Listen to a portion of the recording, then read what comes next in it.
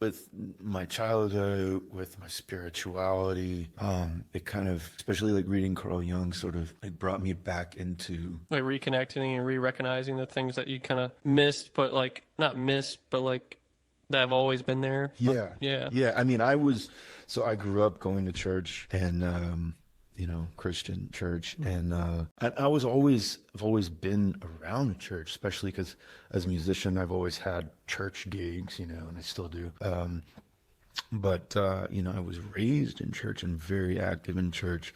From the time I was a little kid, high school, and but it sort of reconnected me with my spirituality, and with Carl Jung, he talks a lot about Christianity, and kind of some of the criticisms he has of that, or at least how it's interpreted or practiced by a lot of people, and where he thinks things have kind of gone wrong.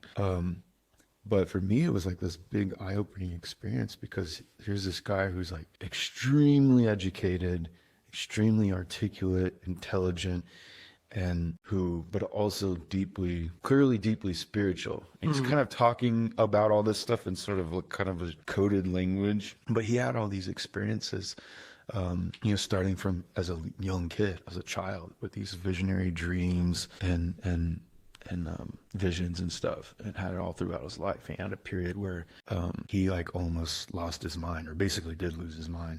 Yeah. But somehow managed to keep it together, and was having all these visions and experiences and dialogues with these other spiritual entities, if you will, and wrote all this stuff down, and that ended up like informing his whole psychology. Yeah.